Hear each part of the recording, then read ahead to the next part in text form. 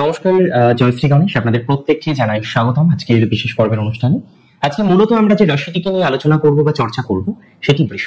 দেখুন, বৃষ রাশি জাতক জাতিকাদের শুক্রের নিচস্থ হওয়া অত্যন্ত সিগনিফিকেন্ট একটা ঘটনা। এবং সব ট্রানজিট যে ভালো হবে এরকম কোনো বাধ্যবাধকতা নেই। কিছু ট্রানজিট ভালো হয়, কিছু ট্রানজিটের ক্ষেত্রে নেগেটিভিটি আসে, এটা নিতান্তই স্বাভাবিক একটা ঘটনা। সব ট্রানজিট ভালো কিভাবে হতে পারে, তাই না? একটা কথা মাথায় রাখবেন, বর্তমান সময়ে বা বর্তমান সময়ের প্রাসঙ্গিকতা আমরা এমন বেশ কিছু ট্রানজিট লক্ষ্য করলাম যে ট্রানজিট গুলো আপনাদের জন্য খুবই ভালো। কিছু ট্রানজিটের ক্ষেত্রে ডিস্টারবেন্সের জায়গা আছে, আর যার মধ্যে শুক্রের নিচস্থ হওয়াটা অন্যতম। 2025 অক্টোবর মাসের 9 তারিখ শুক্র তিনি বর্গ অর্থাৎ কন্যা রাশিতে এসে নিচস্থ হবেন। সেখানে তার এই নিচস্থ অবস্থার যে কন্টিনিউশন সেটা আমরা পাবো প্রায় 20-22 দিনের কাছাকাছি। 2025 নভেম্বরের 2 তারিখ পর্যন্ত এই ট্রানজিট চলবে। আর এখানে যখনই শুক্র নিচস্থ হচ্ছেন, শুক্র গিয়ে ডেবিলেটেড হচ্ছেন, তার একটা গ্রেট ইম্প্যাক্ট আপনার লাইফকে কিন্তু প্রভাবিত করবে। অনেকে আমাকে প্রশ্ন করতে পারেন যে দাদা কি ধরনের impact are you expecting? Well, I can say যে কি ধরনের ইম্প্যাক্ট আমি এক্সপেক্ট করছি। প্রথমত বা প্রসঙ্গত বলি, হেলথে স্বাভাবিক কিছু ডিস্টারবেন্স আসতে পারে, তবে এক্সট্রিম ফ্যাটাল কিছু হবে না। তার অন্যতম কারণ হলো আপনার রাশির অধিপতি যে রাশিতে গিয়ে নিচস্থ হচ্ছে সেই রাশির অধিপতির সাথে পরিবর্তন যোগে থাকবে। তার মানে কিছুটা আমরা সাময়িক সমস্যা ফেস করতে পারি, দ্যাট ইজ ভেরি ট্রু, কিন্তু সেটি যে অনেক বেশি প্রবলেম বা এক্সট্রিম প্রবলেম হবে সেটা একদমই কিন্তু মনে করছি না। যেহেতু পরিবর্তন যোগে শুক্র এবং বুধ থাকবেন, সুতরাং হেলথের ক্ষেত্রে সামান্য বা সাময়িক সমস্যা আসলেও সেটি যে এক্সট্রিম নেগেটিভ দিকে যাবে না তার একটা সিওরিটি অন্তত পক্ষে আমি আপনাকে দিতে পারি। তবে ইনিশিয়ালি যাদের কিছু হেলথের ডিস্টারবেন্স অলরেডি আছে, ইনিশিয়ালি যারা কোনো না কোনো স্বাস্থ্য সমস্যার কারণে বারবার চিন্তার মধ্যে থাকেন, বারবার দুশ্চিন্তার মধ্যে থাকেন, বারবার ডিস্টারবেন্সের মধ্যে থাকেন, তাদের কিছু কিন্তু ইমপ্রুভমেন্টের জায়গা হতে পারে। অনেক ক্ষেত্রে এটা আমরা এক্সপেক্ট করছি যে যারা বর্তমান সময়ে ডিস্টারবেন্সের মধ্যে আছেন, জটিলতার মধ্যে আছেন, প্রেসারের মধ্যে আছেন, তারা কিছুটা হলেও ইমপ্রুভমেন্টের জায়গা পাবেন। হয়তো সবাই 100% ইমপ্রুভমেন্ট পাবেন না, দ্যাটস ভেরি ট্রু, কিন্তু অনেকটাই যে আপনাদের পজিটিভিটির জায়গা আসতে পারে বা অনেকটাই যে আপনাদের এই জায়গাগুলো স্টেবল হতে পারে তার একটা সিওরিটি বা তার একটা অ্যাসিউরিটি কিন্তু আমি আপনাদের প্রোভাইড করছি। অর্থাৎ এই জায়গাতে বা এই ম্যাটারে আপনারা কিছুটা হলেও সাকসেসফুল হতে পারবেন।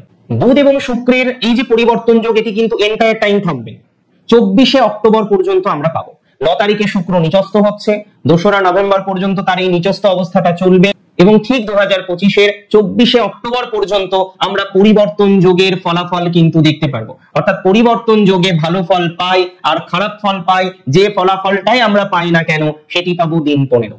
তারপরে কিন্তু পুনরায় নিচস্থ হওয়ার কারণে কিছু ভালো বা মন্দ ফলাফল কিন্তু আপনাদের জীবন চক্রে আসবে। অনেকেই আমাকে প্রশ্ন করতে পারেন যে কি কি ধরনের মন্দ ফলাফল আসতে পারে।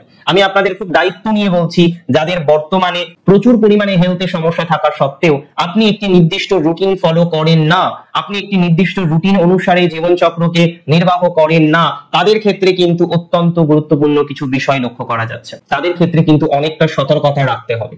তারা যদি সতর্কতা না রাখেন তাহলে কিন্তু প্রবলেম আসতে পারে। অর্থাৎ এক্ষেত্রে আপনাকে অনেক অনেক অনেক বেশি সতর্কতা রাখতে হবে, এক্ষেত্রে আপনাকে অনেক বেশি সতর্ক হয়েই চলতে হবে। যত সতর্কতা রাখবেন ততটা ভালো থাকবেন, এটুকু কিন্তু বলে দেন। যারা এডুকেশনাল ইনস্টিটিউটের সাথে যুক্ত রয়েছেন, যে কোনো ধরনের চাকরির ম্যাটারের সাথে যুক্ত রয়েছেন, যারা চাকরি করছেন বা চাকরি রিলেটেড একটা বিষয়ের সাথে যারা সংযুক্ত আছেন, তাদের পজিটিভিটির মাত্রাটা কিন্তু বাড়বে।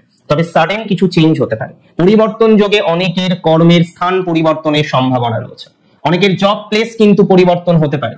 বর্তমান যে জায়গাটায় আপনারা রয়েছেন সেই জায়গায় কিন্তু কিছুটা হলেও পরিবর্তনের জায়গা আমরা লক্ষ্য করতে পারবো। সঠিকভাবে পর্যায়ক্রমিক ভাবে যদি আমরা অগ্রগতি করার চেষ্টা করতে পারি তাহলে অনেকটাই অগ্রগতি করা যাবে উইথ প্রপার প্ল্যানিং। দেখুন, শুক্র নিচস্থ হলে কিছু কিছু ক্ষেত্রে মনে হবে যে এনার্জি পাচ্ছেন না।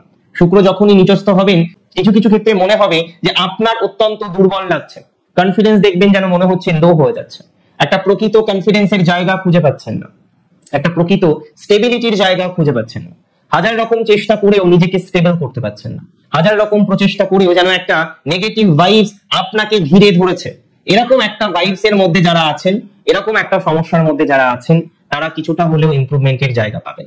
এই নেগেটিভ ভাইবস থেকে বেরোনোর জন্য আপনাকে সঠিক কিছু প্রসেস ফলো করতে হবে। এই নেগেটিভ ভাইবস থেকে বেরোনোর জন্য আপনার পর্যায়ক্রমিকভাবে গ্রোথটাকে সঠিকভাবে দেখার চেষ্টা করতে হবে। কিছু কিছু ক্ষেত্রে আমি জানি অনেক রকম সমস্যা বা প্রবলেমের মধ্যে দিয়ে আপনাকে চলতে হচ্ছে, সেই সমস্যা বা প্রবলেম গুলো যাতে অতিরিক্ত মাত্রায় না আসে, সেই সমস্যা বা প্রবলেম যাতে আপনাকে এক্সট্রিম লেভেলে ভোগাতে না পারে, সেই জায়গাটাকে কিন্তু বোঝার চেষ্টা করতে হবে বা সেটিকে কিন্তু বুঝতে হবে। আমি বলে দিই, বৃষ রাশির জাতক জাতিকাদের অনেকেই তারা কিছুদিন আগেও একটা হেলথ প্রবলেম থেকে বেরোলেন। নিজেকে ফিট ফাইন রাখুন, হেলথ ইজ ওয়েলথ।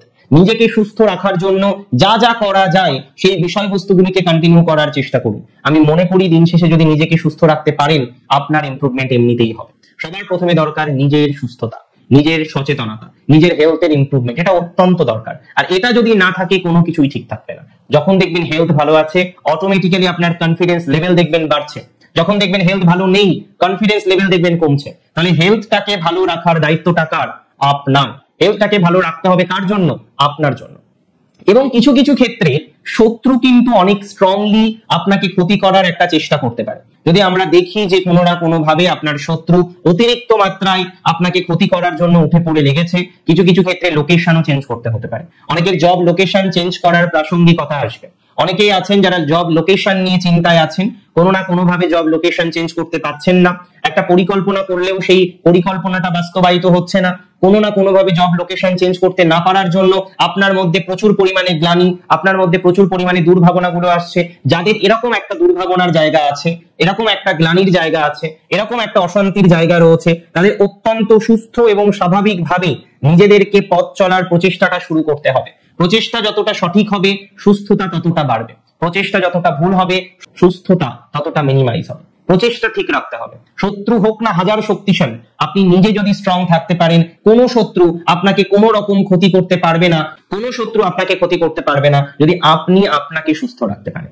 কিছু কিছু ক্ষেত্রে ভুল ডিরেকশনে আপনারা চলছেন, নিজের ডিরেকশনটাকে ঠিক করার চেষ্টা করুন। কিছু কিছু ক্ষেত্রে ভুল গুরুর সান্নিধ্যে আপনার জীবন চক্রটা ডে বাই ডে নেগেটিভ দিকে চলে যাচ্ছে। আমি মনে করি এই বিষয়টাকে সঠিকভাবে যদি ধরতে পারি, তাহলে আমাদের ইমপ্রুভমেন্টের জায়গাটা অনেকটাই বাড়বে, অনেকটাই গ্রোথ বা অপরচুনিটিজের জায়গাটা আসবে। তাহলে সঠিকভাবে ধরতে হবে এবং সঠিকভাবে প্রচেষ্টা করার চেষ্টা করতে হবে বলে আমি মনে করছি।